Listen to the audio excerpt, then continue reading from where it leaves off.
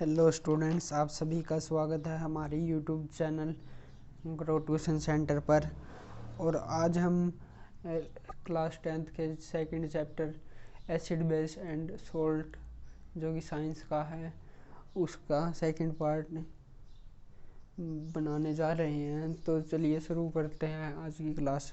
Last class में हमने पढ़ा था एसिड क्या होते हैं, बेस क्या होते हैं और उनके कुछ एग्जाम्पल देखे थे।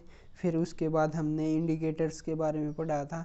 इंडिकेटर्स जो होते हैं 3 टाइप के होते हैं, एग्जाम्पल भी पढ़े थे हमने।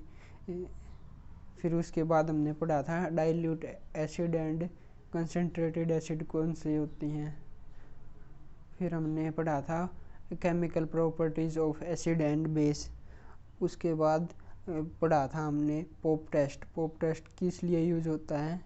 पोप टेस्ट जो है हाइड्रोजन गैस को डिटेक्ट करने के लिए यूज होता है। जब हाइड्रोजन गैस निकलती है तो वो पॉप अप साउंड के साथ निकलती है। और आज हम पढ़ेंगे बेस की रिएक्शन करवाएंगे मेटल के साथ। तो हमारे रिएक्शन जो करवाएंगे उसमें क्या बनेगा, एग्जाम्पल देख लेते हैं। सोडियम हाइड्रोक्साइड की जब हम जिंक के साथ रिएक्शन करवाते हैं तो हमारे पास बनता है जिंकेट प्लस हाइड्रोजन गैस। उसके बाद देख लेते हैं हम action of acid with metal carbonate and metal bicarbonate. मतलब कि जब हम एसिड की रिएक्शन करवाते हैं मेटल कार्बोनेट के साथ और मेटल बाइकार्बोनेट के साथ तो क्या प्रोडक्ट बनता है। जब हम मेटल कार्बोनेट के साथ एसिड की रिएक्ट करवाते हैं तो हमारे पास बनता है, एक तो साल्ट बनता है, प्रोडक्ट में कार्बन डाइऑक्साइड रिलीज होती है प्लस पानी निकलता है, वाटर H2O निकलती है। एग्जाम्पल देख लेते हैं। सोडियम कार्बोनेट की हम रिएक्शन करवाते हैं HCl के साथ तो हमारे पास बनता है NaCl plus water plus carbon dioxide gas निकल जाती है। जब हम मेटल बाइकार्बोनेट की एसिड के साथ रिएक्शन करवाते हैं तो हमारे पास बनता है salt plus carbon dioxide plus H2O निकलता है इस रिएक्शन में भी। इससे हमें पता चलता है कि कार्बोनेट की रिएक्शन करवाओ या फिर बाइकार्बोनेट की, हमारे पास क्या बनता है salt plus carbon dioxide plus water. Example देख लेते हैं। जब हम सोडियम बाइकार्बोनेट की रिएक्शन करवाते हैं HCl के साथ हमारे पास बनता है sodium chloride plus carbon dioxide release होती है, साथ में वाटर बाई प्रोडक्ट निकलता है। नेक्स्ट जो है हमारा टेस्ट लाइम वाटर टेस्ट है। On passing the CO2 gas evolve through the lime water. ये कह रहा है कि जब हम लाइम वाटर के अंदर से CO2 गैस पास करवाते हैं जो कि लिक्विड फॉर्म में है, एक्वस फॉर्म में है, तो हमारे पास बनता है वाइट प्रेसिपिटेट बनते हैं कैल्शियम कार्बोनेट के और साथ में वाटर बाय प्रोडक्ट निकलता है। On passing excess CO2 the following reaction take place. जब हम कैल्शियम कार्बोनेट को पानी के साथ रिएक्ट करवाते हैं कार्बन डाइऑक्साइड गैस की प्रेजेंस में तो हमारे पास एक सॉल्यूशन बनता है कार्बन बाइकार्बोनेट जो कि एक्वस फॉर्म में है, सोल्यूबल इन वाटर है।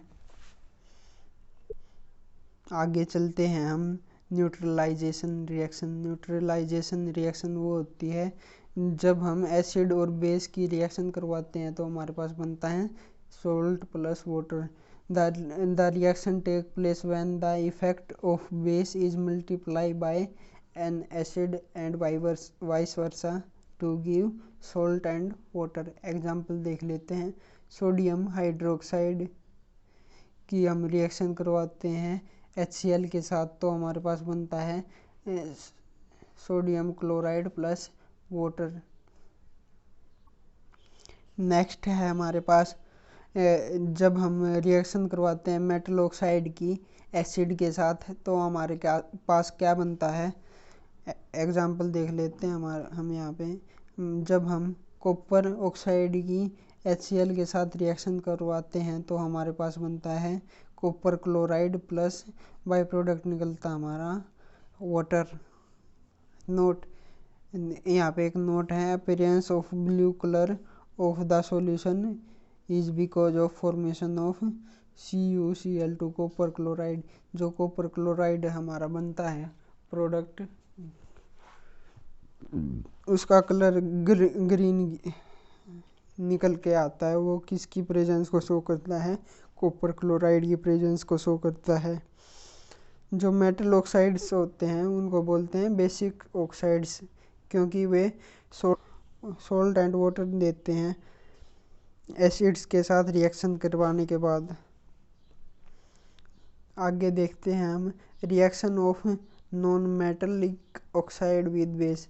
हम नॉन मेटलिक ऑक्साइड की रिएक्शन करवाएंगे बेस के साथ तो हमारे पास यहाँ पे भी बनेगा salt and water.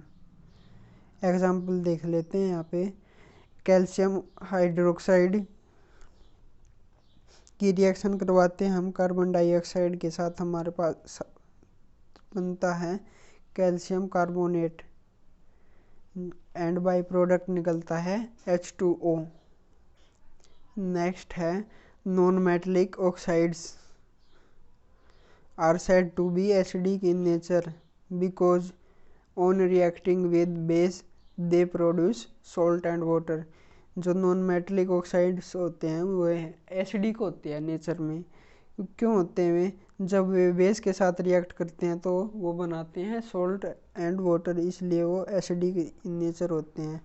All acidic solutions conduct electricity. जितने भी हमारे एसिडिक सॉल्यूशन होते हैं वो इलेक्ट्रिसिटी के गुड कंडक्टर्स होते हैं। नेक्स्ट है एसिड और बेस इन वाटर सॉल्यूशन।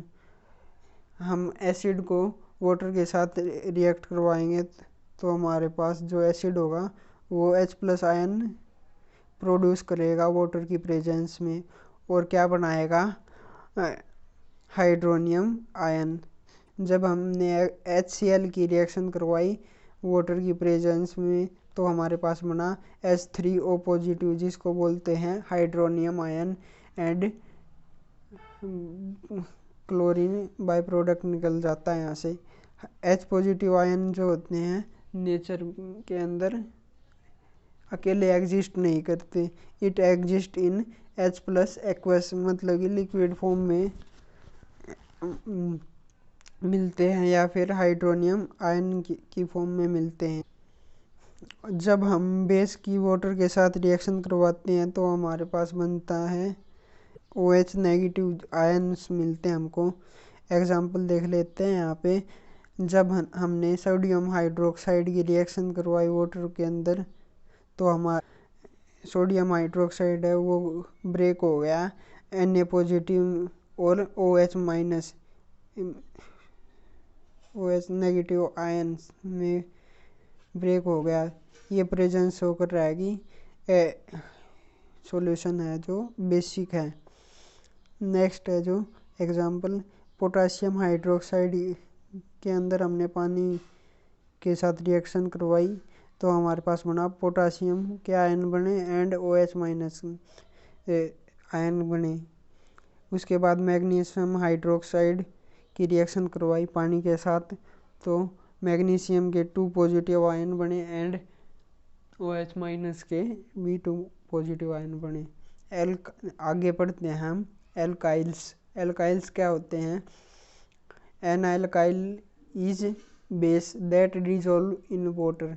जो एल्काइल्स होते हैं वो बेस होते हैं जो कि पानी में डिजोल्व हो जाते हैं। जो सारे बेस होते हैं वो पानी के अंदर डिजोल्व नहीं होते, लेकिन अल्कलाई होते हैं जो बेस वे वाटर के अंदर डिजोल्व हो जाते हैं।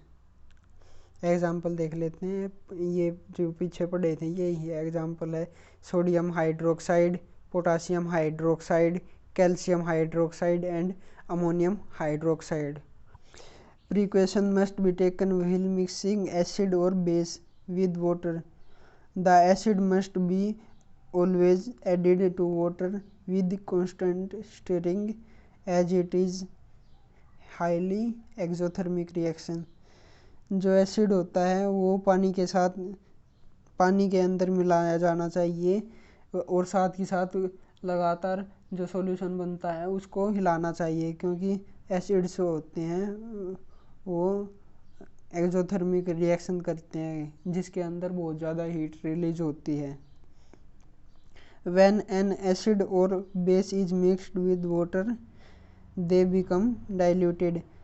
जब हम एसिड और या फिर बेस को सॉल्यूशन के अंदर डालते हैं तो वो सॉल्यूशन बन जाता है डाइल्यूटेड सॉल्यूशन।